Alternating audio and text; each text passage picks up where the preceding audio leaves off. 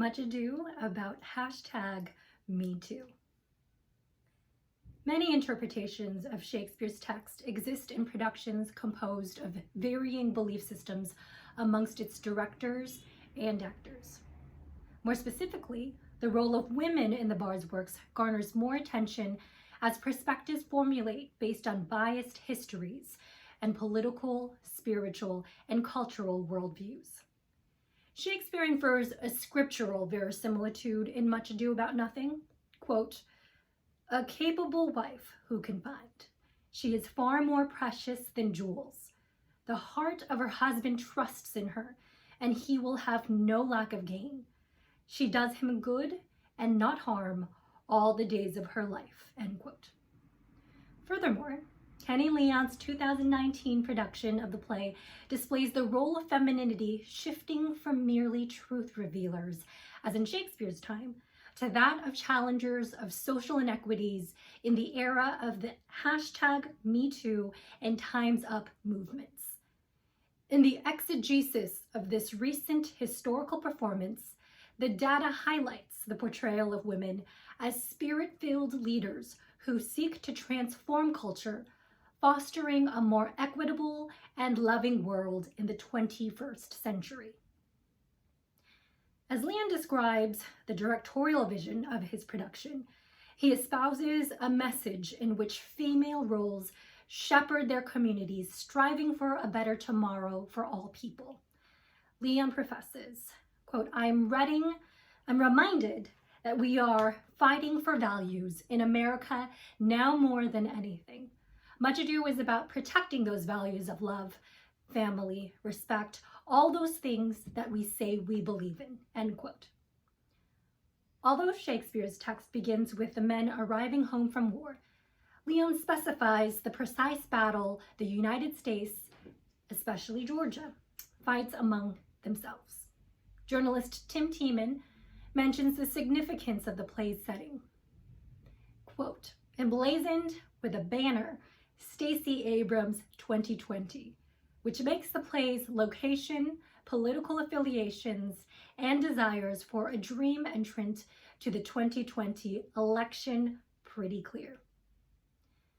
With the backdrop of a female politician's presidential campaign, albeit fictitious, the surrounding world of Georgia reflects hope and possibilities for a future of our nation led by a woman. Abrams, an added yet invisible character, signifies a powerful feminine voice in the play, reverberating her message for social justice, equal representation, and most importantly, taking action to reclaim the values currently under attack.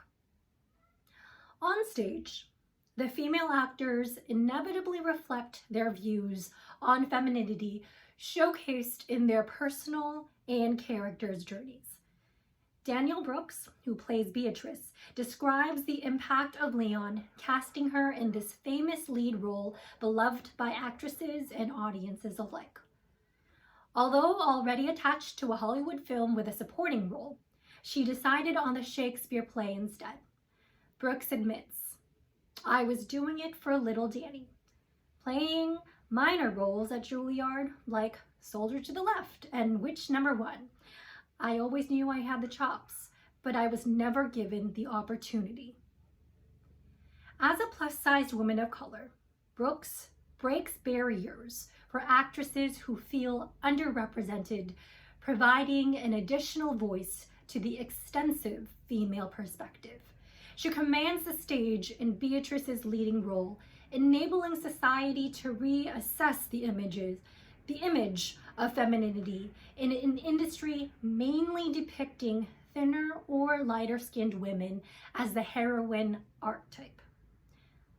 Similarly, Margaret Odette, who plays Hero, conveys the importance of representation and accessibility, which affects the production's audience demographics. With the production part of the New York Shakespeare in the Park Festival, Odette shares the magnitude of an admission-free, all-Black cast. She asserts, "It invites people who don't yet feel welcome, reminding them that they belong here." Odette makes a compelling observation about who usually attends theater and the inherent discriminatory factors of race and socioeconomic exclusion. However, a more captivating detail about Odette's statement lives in her grace-filled delivery of this uncomfortable truth. A clip of Odette exhibits her praying with a few cast members, including Brooks, encircled together with eyes closed.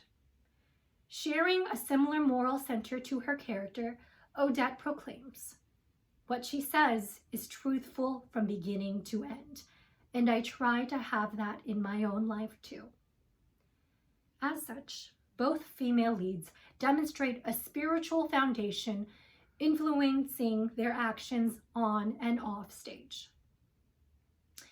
Since the women in this play experience the effects of toxic masculinity, Leon creatively addresses these injustices in his production set amidst the #MeToo and Time's Up movements.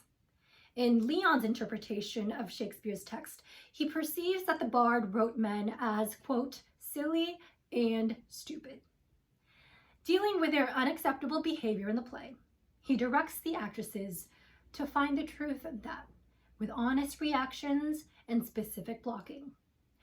Moreover, Leon explains, by making Dogberry a woman and those other 3 watchmen men, then everything she says makes sense. It made everything men says silly. Through innovative choices and tactics, Leon reminds the female actors of their freedoms in play, enabling them to depict a truthful experience accurately. In their dire circumstances on stage, the text exacerbates the limitations of the female voice. Nonetheless, this modern production reveals that women possess a fervor for righteousness as they confront the men's offenses. Certain scenes in the show exemplify a transition from women merely truth-revealing to protesting misogynistic behavior. For instance, Leon refers to the wedding when Claudio confronts and forcibly shoves Hero.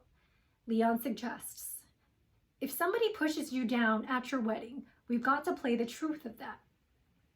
In that performance, Hero deals with a fall and minor injuries, but shortly after, rises with the help of the other women. Rather than weeping during the accusation, she stands face to face with the men, defending herself with shock and indignation. At one point, Hero charges toward Don Juan, attempting to physically oppose his lies before the women stop her. Although Hero speaks limited dialogue, her distinct blocking advances the feminine objection toward unjust patriarchal norms. Through movement, she illustrates the frustration and physical reaction of a woman's repression that no longer keeps bottled up. According to journalist Susie Evans, this scene, quote, feels very relevant, especially in the Time's Up era. Hero's physical and verbal assault draws notice and reaction as society demonstrates their revolt against misogyny. Likewise, when Beatrice executes her famous speech that envisions her life as a man, her fervor reverberates throughout the stage. Her infectious spirit indwells the audience as they echo her sentiments, echoing her message with roaring applause and cheers. Lastly, when Hero unveils herself before Claudio, she smacks him on the side of his head before grabbing and kissing him. Hero's display of chastising Claudio addresses his severe misstep. In this simple gesture, Hero signals his strength and patience in the role of femininity, demolishing the view of women as feeble victims. Another aspect of women's roles in this stage derives from a Christian faith, especially highlighted in the production's finale. While the ensemble dances the electric slide and the 2 main couples embrace, sirens ring and a somber wave crashes through the joyous celebration. The soldiers kiss their brides before re-entering the war, leaving the stage as they had entered it. In contrast, the women remain behind, watching the men leave, and then burst into a solemn African-American spiritual hymn, praying for protection. With a powerful belt, Beatrice segues into Marvin Gaye's What's Going On. Quote, "Father, Father, we don't have to escalate." She emphatically wails, "War is not the answer. Only love can conquer the hate. But we've got to find a way to find some lovin' here today." Once again, the audience erupts into a supportive, tremendous acclamation. Thus, the women turn to faith, preaching Jesus' message of love, even selflessly loving one's enemy. A riveting, unexpected ending to this performance, led by women, challenges viewers to examine the state of our country and world, demanding an end to hatred in all its evil forms. Critics' reviews of Leon's Much Ado About Nothing deliver compelling insights and further discuss the role of femininity demonstrated in this production. For instance, Raven Snook from Time Out New York writes a mixed review on Leon's portrayal of women. She begins by praising Beatrice's anguished "if I were a man" speech, calling to mind all the capable women, especially Black ones, who've been denied a seat at the table. However, Snook continues by criticizing, quote, "the casting of Latifah Holder as the buffoonish, malaprop-prone Constable Dogberry. Perhaps it's unclear whether we're supposed to be laughing at her or rooting for her, for many of the jokes don't land," end quote. Although Leon intends for Dogberry to remain consistent with the other female roles as a commanding presence, Snook fails to recognize the significance of Holder in the gender-reversing role. The critic acknowledges the obvious feminist tones expressed by Beatrice, but one must look beyond typical expectations, especially when deciphering an unorthodox choice of gender reversal.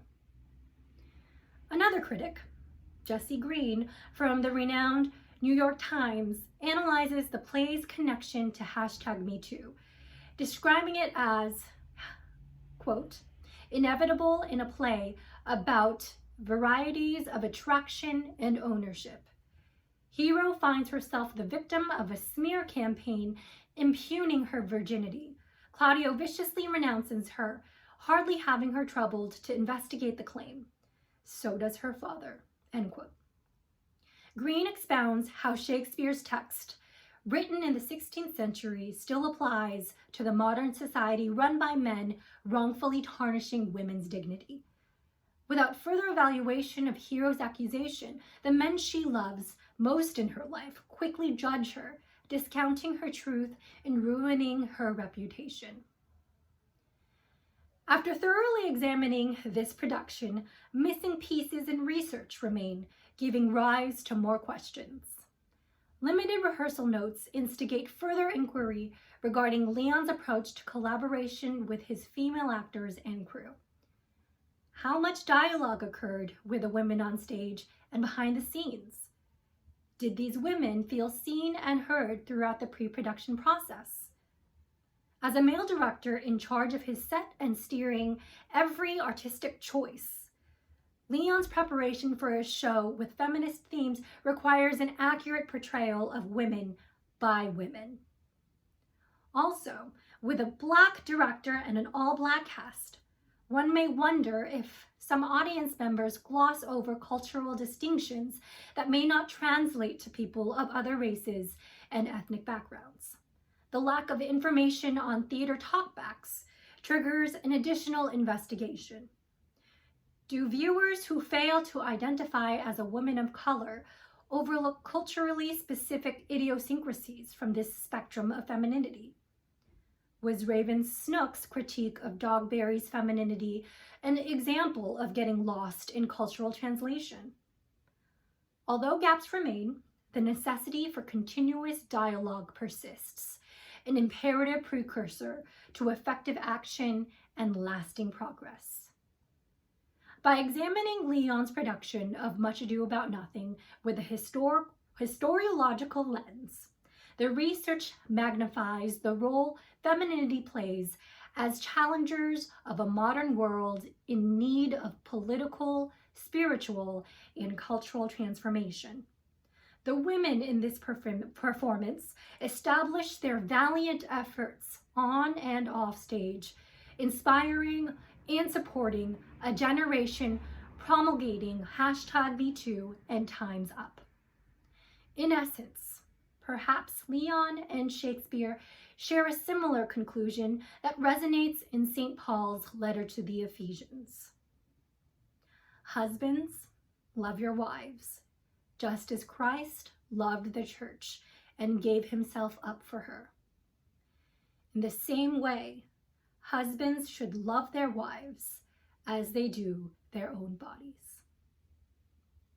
Thank you.